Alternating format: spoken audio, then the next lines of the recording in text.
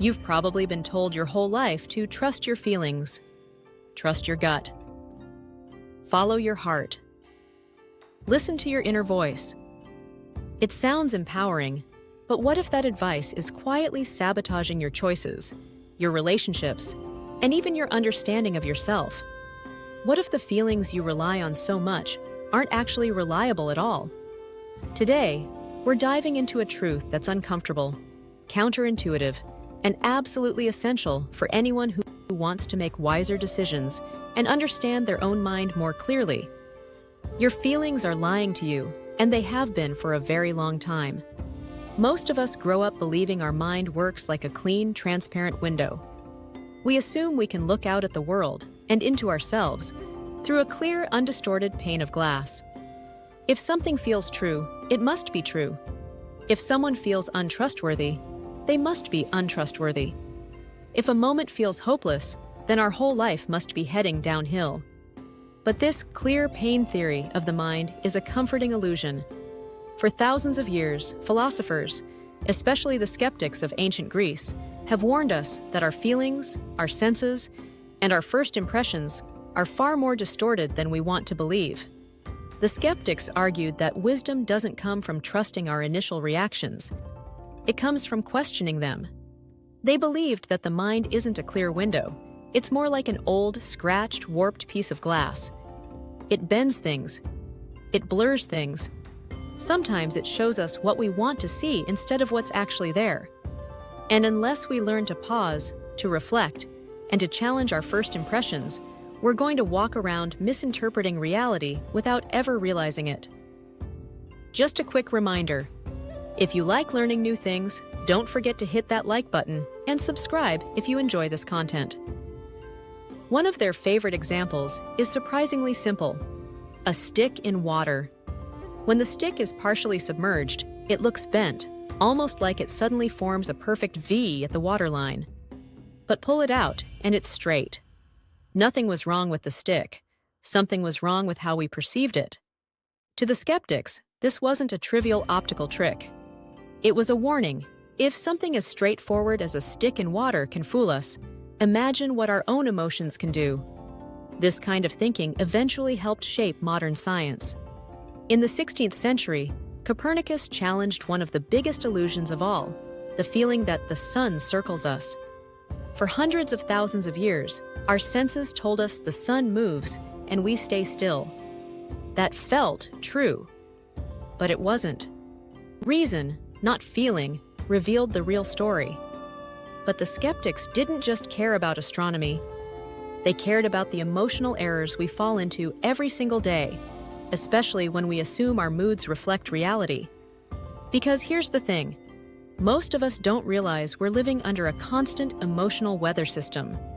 Our moods drift in and out, often without us knowing where they came from or how long they'll last. And yet, those invisible shifts can completely reshape how we interpret everything around us. Think about it. In one mood, you feel grateful, optimistic, and connected. A few hours later, without anything actually changing, you might feel defeated, frustrated, or strangely resentful. Your friends seem annoying. Your job seems pointless. Your future seems dim. And because moods operate silently, we don't say, this is just a mood passing through. We say, this is the truth, but it isn't. Tiredness, especially, is a master of distortion. Nietzsche once said, "When we are tired, we are attacked by ideas we conquered long ago." And he's right. Fatigue doesn't feel like tiredness. It feels like pessimism.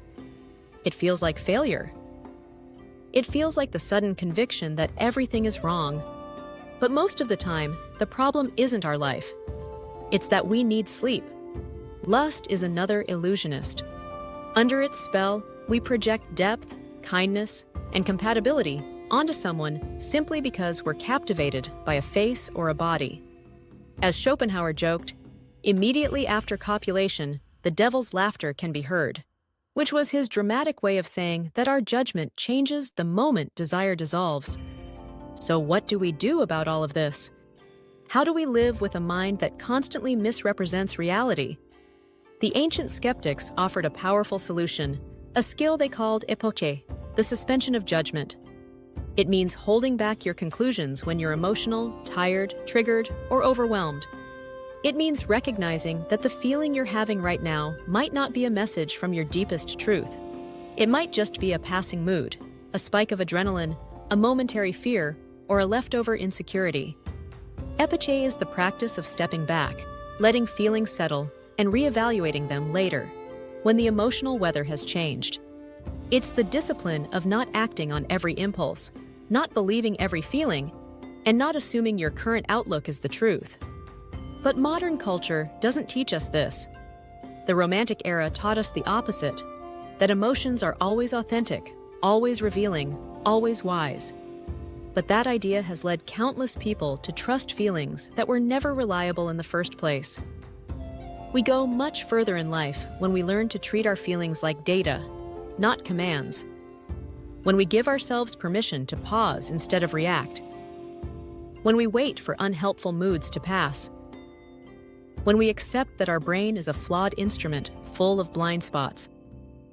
And when we do something incredibly simple but powerful, get enough sleep, eat well, avoid impulsive decisions, and give ourselves time to think. Your feelings aren't bad. They're just not always true. And the moment you stop assuming they're accurate is the moment you start seeing your life far more clearly. If you found this video meaningful and interesting, drop a comment below and share your experience. Please don't forget to like, subscribe, and share it with someone who might find this content useful. And as always, thank you for listening, and we'll see you next time.